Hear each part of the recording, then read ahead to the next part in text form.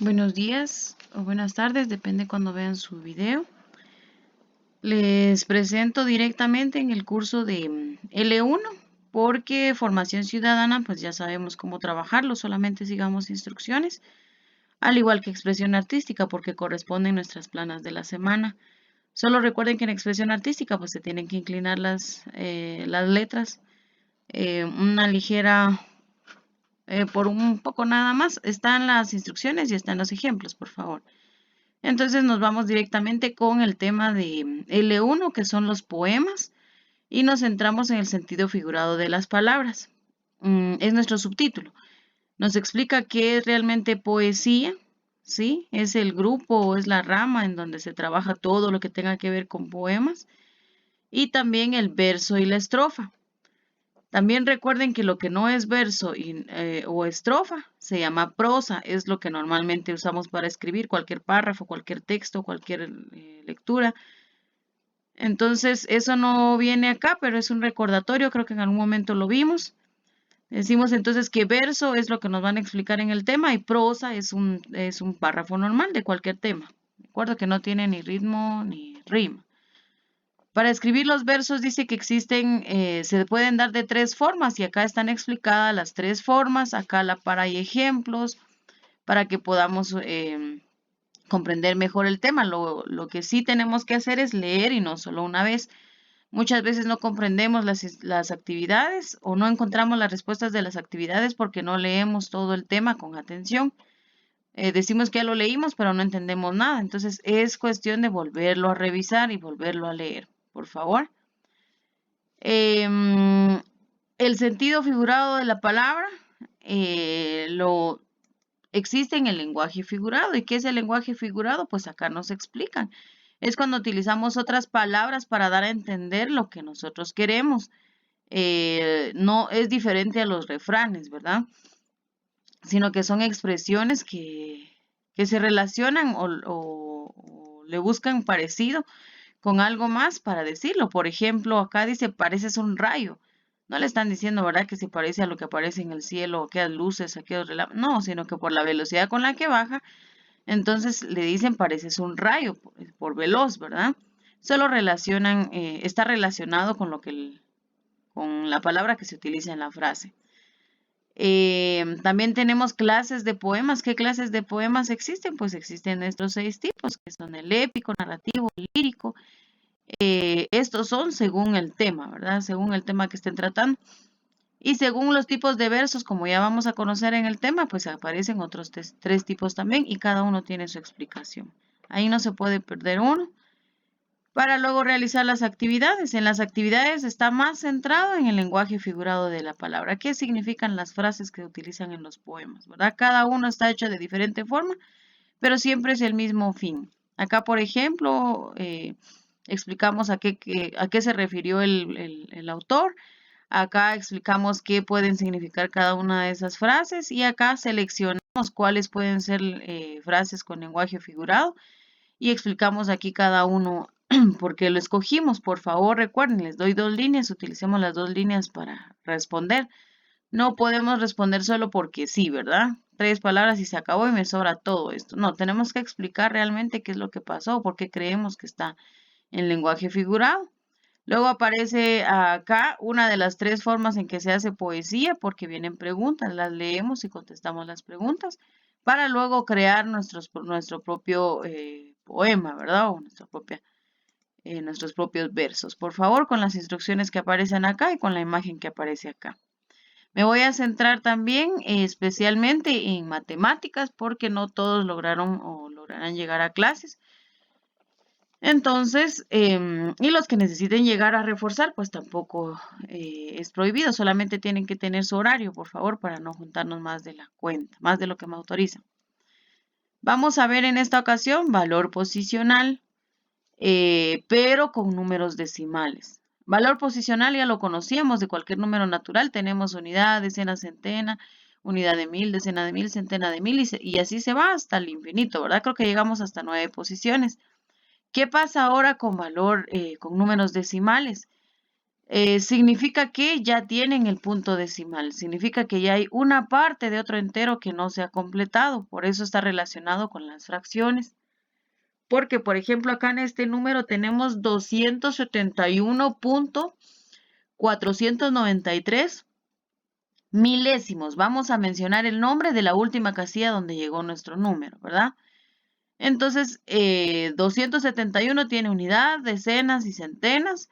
Y en decimales tiene, aquí no hay nada parecido a unidad, sino que solo parecido a decenas, a centenas y a miles, ¿verdad?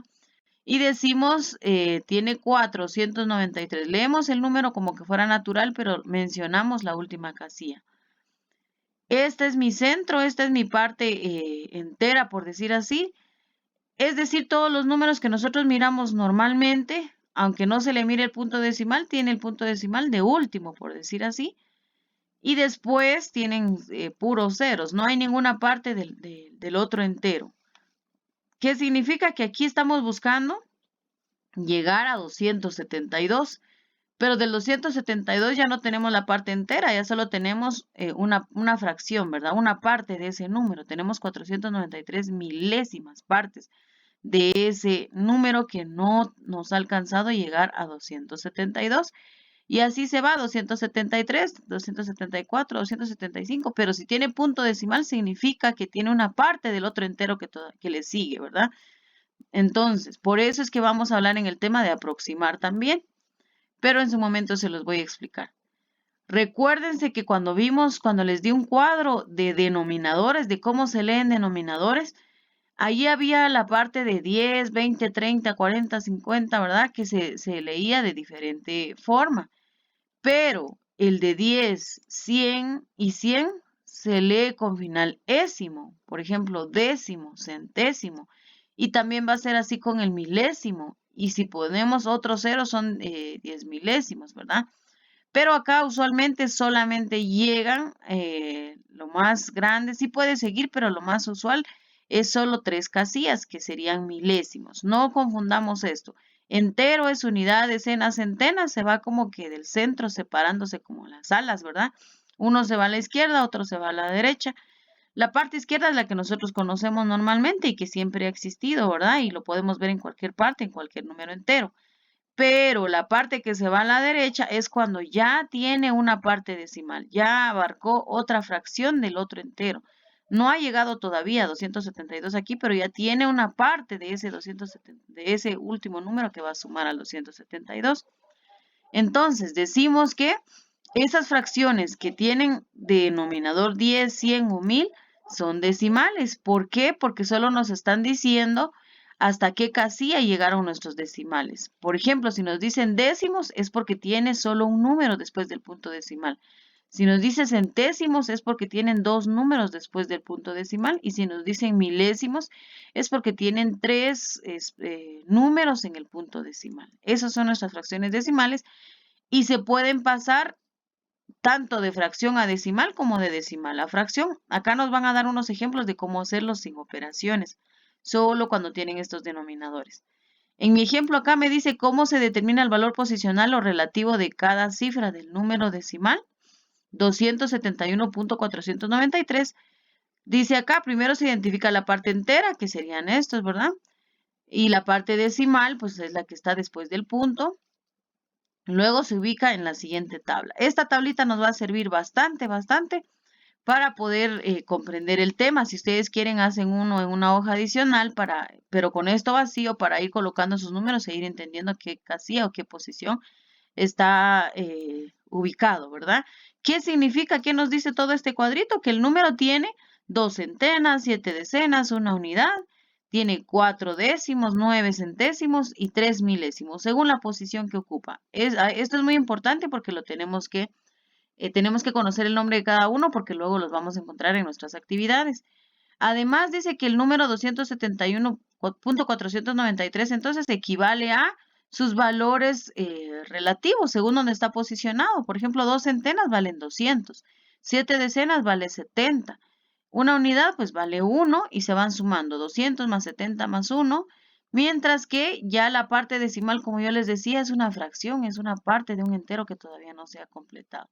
tiene 4 décimas partes, por decir así, tiene 9 centésimas partes y 3 milésimas partes. Todo esto sumado todavía no llega a un entero, por eso no llegó a 272, sino que solo está en 271 con sus puntos decimales.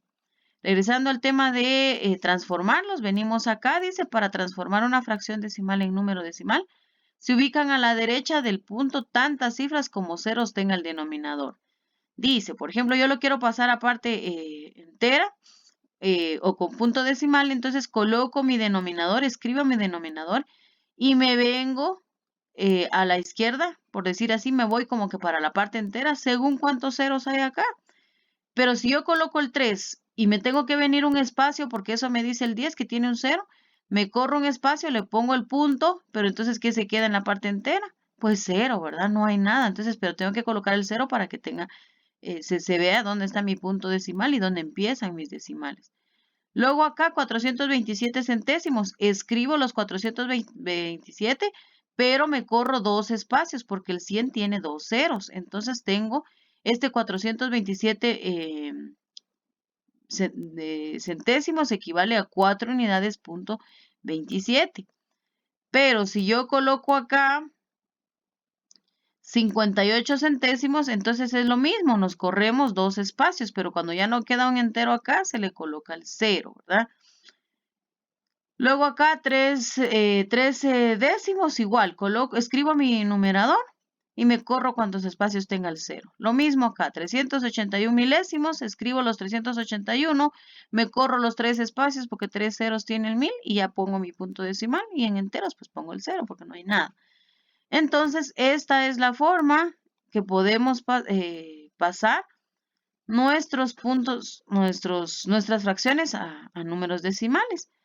Y si nosotros queremos pasarlo de forma al revés, entonces solo colocamos los números diferentes al 0, los colocamos como numerador y abajo vamos a colocar según la casilla que ocupa. Si solo tiene uno, ya dijimos, es décimos. Si tienen 2 números, es centésimos. Si tienen 3 números, son milésimos. Entonces solo le va colocando en vez de la casilla, en vez del nombre de la casilla, el número, ¿verdad? Que significa lo que estamos leyendo. Por favor. Luego vamos a ver aproximación, por ejemplo. Voy a explicarlo en el siguiente video, por favor.